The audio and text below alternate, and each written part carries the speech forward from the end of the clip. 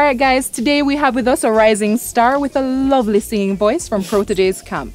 Lila Ike, welcome to the show. Yeah, man, thanks, guys, for having me. Yes, it's fabulous having you here. I love the vibe already, man. Thank you, thank you. Yeah, man. So you recently come on the scene, Lila. You're fairly new to the scene. I'm new to the scene, for sure. For sure, yeah? Some would say you're in your infancy stages as an artist. Yeah, man, I feel like I'm not even born yet, you know? Yeah, like, still in the belly. belly. I like it, I like it. So what has your experience been so far? It has been fun. You know, I have been to different places, and I get to meet a lot of people some that I grew up listening to, others that I discovered and think, yo, these people are so cool. So definitely I enjoy the journey thus far. All right, so first of all, let me understand something. I heard that you were studying to be a teacher originally. And at some point you were at NCU and I think UE. Yeah. And then now today you're here with us as a musical artist. How you met that transition? I don't think it was a transition, you know, because music has always been something I do, whether as a career or just a part of my daily life. But as it relates to school and why I stopped doing school is really because of some financial obligations. You know, I was going to university in Mandeville, that's Northern Caribbean University. Did that for 2 years.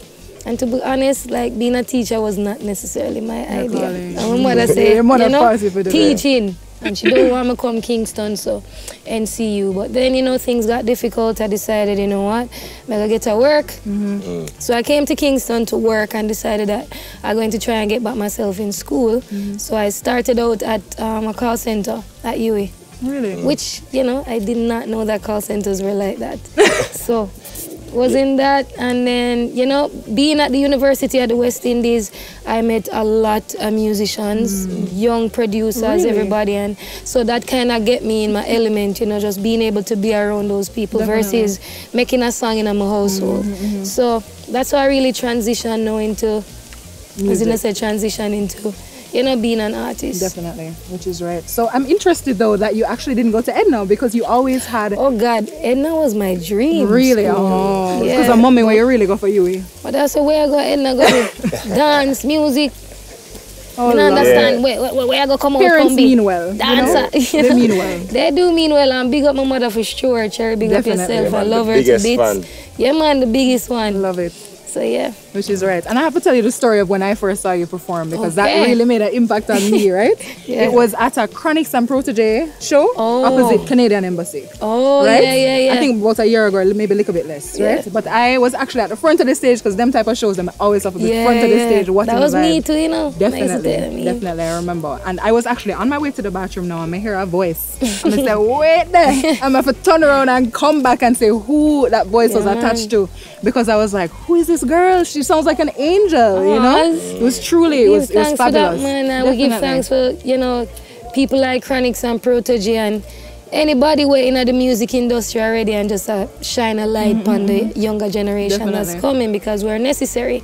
You need to keep the music alive and a lot of people know me through that show too. I know you from that show, so...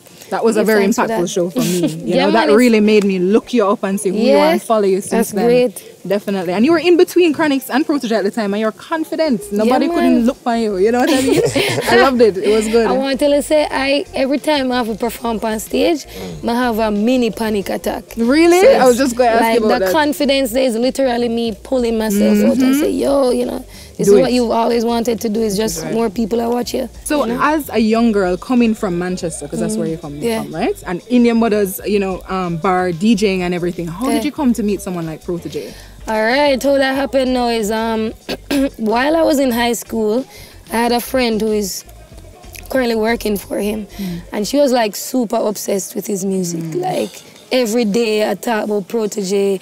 I like tell me, say, yo, you need to listen to this. From when him have lyrical overdose out, you know? And I was like, you know, me I come out of a space where some real music my mother listened to. Like Garnet big music, Garnet Silk, Sizzla Kalonji, some soul. So I wasn't necessarily tapping into like, I mean, I really, you know, the more modern thing. But I was still an old school kind of girl. So, and I wasn't listening to the music, you know? So it was a case where now, after I left high school, I went on to university, where I met another person named Lord. Like, the brother there is super obsessed with Protoje. Yeah. And he took my laptop, right? And just put on the man music pan. He's like, yo, you can't be, if you want to be an artist, you have to be listening. This is the new wave right now. Yeah. So I didn't have a choice because that was the only songs on my laptop at the time, just got it. So I started to listen to it. And boy, may I tell you, like, my mind was blown. Because coming out at the one drop kind of thing in a reggae music, you know, you have like 4 lines in a song sometime, and that's it over, you know, repeating. When Protoje started spitting on the man, I talk about all sorts of things, and then I went on to discover Jan 9, and it's just like, yo, different level of content. Honestly, you kind of remind me of Janine. You have a similar like vibes to me. Like no good then, man. Yeah, man, definitely. Is she a female that you look up to in the industry? Of course, like me, I love Mother Earth. Like I'm a general. Yeah, Janine is awesome. Speaking about that and like growing up and thing, and you already like show us a little bit of where you're coming from and thing. Yeah. I understand that you grew up in a house with 4 girls. Yeah. Right? And you already described it as a little being sheltered a little bit. So how has that impacted like your music? Do you think that impacts your music much? Definitely. I mean, I feel like the space where I sing from, because you know, you have people always say, yo, when you sing, like, me can't feel it. Yeah. It's, you know, what I've been through. Like, my mother raised us by herself, you see me? No father figure in my life personally. So I feel like just how I express myself, and music was just that escape for me. So just expressing myself is really just everything that I've experienced and been through, and like I write music from a space of truth. Which is right. So and that translates. Definitely translates. Even a song like Biggz Fan, a real story, like couldn't my mother tell me straight, say, yo, no bother with the noise in here now, you know. Like take off them headset there, and she literally pop them up. Yeah. So it's just real life experiences. Yeah, man. Yeah. And then growing up around a lot of females, you know, it just made me feel like as a woman, I have a duty to do. Like, I have sisters, I want them to be able to listen to my music and not feel like they have to change nothing about themselves to be who they are. So. Who are you? Are you the eldest or? No, man, I have an older sister. Okay. So you're the second to oldest? Yeah. Got you. Whatever that means. They're an inspiration, for sure. Cool. Awesome. So your sisters are, you and your sisters are very close? Yeah, I mean, not so much anymore, because, you know, we moved to Kingston and we don't see each other as much, but definitely, man. Which is right. So I've been checking in when we need to. Yeah. So, in terms of the reception among other people in the industry towards you, how has that been? It's been good. I mean, we never meet an artist yet who say, nah, the girl ain't not put it to me, you know? Yeah. And when we rate out of anything is like the elder them, because my thing is, once me have the old people them on board, then I can feel safe, say, yo, I'm definitely doing the damn thing. Be doing. You know? Which is right. But, yeah, everybody I've ever introduced my music to, it's always been a good vibe. But remember me there on a Tony Rebel studio one day at Chill, and Marcia Griffiths was there. So there was a young man in the yard say, yo, Marcia upstairs, you know, want to go meet her? I said, what? Brought me right up the stairs, you know? And she was there like they were listening to a rhythm to make a song and or whatever. And like as I walk in, me just start singing her song. There's a land that I said, man shot around her head, and I said, you know, and then I met her on another occasion, and you know, me not gonna think she gonna remember me, you know, it's Marcia Griffiths, she have a lot of things on her mind or dealing with. Of course. And I remember I said, Auntie Marcia, you know?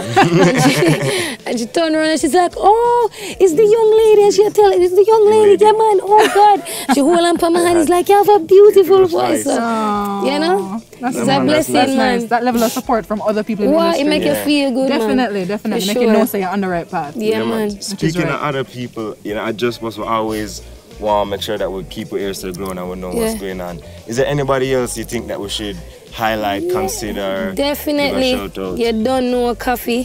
Coffee, yeah, man. Get up. You know, so I just watched a video with Coffee last night. I performed with Chronixx. She bad. Coffee definitely. I forget her shine. As I was telling you, Queen Africa. Yeah. Well, which me sure I know.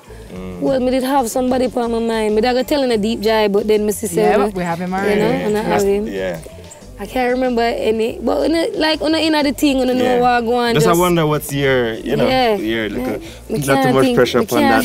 You're like, or even yeah, of course. You have to just keep it like New Wave is a great platform, like for you really go check out what's happening in the music industry. Which is right. Certain ways, so for sure. Cool. But as a woman, we need more women on the thing. I agree. Especially young ladies. So definitely. For sure. We're working on that. We're working on that. Especially positive ladies like yourself. For sure. Who have a positive message to share with other ladies and, you know, role model in the making. Yeah, I love it. For sure. By the way, it's okay. We'll call you Lila. I'm going to say Lila. Yeah, right? Lila. Not Lila Ike. Just I'm going to shout Lila. So, for those people out there that don't know your social media, let them know where your social media is. All right, so social media, Lila Ike on everything. That's LILAIKE. Instagram, Facebook. I just add JA to the Twitter because I realized it's hard to find me. They have an underscore Lila Ike. I changed that to just Lila Ike JA. So once you search Lila Ike, you're going to find me. All right, so I go watch the progress and see what more you have in store for us. For sure, man. It's been a pleasure. Thank you so much. I can't wait to see the rest of your performances. Yes. I'm truly looking forward to it. Can't wait to sing the song then. Right? Can't wait to listen to them. All right, Lila. Big up. Blessings. Thanks for watching Jussbuss Acoustic. Remember to like, share, and subscribe. And don't forget that notification bell.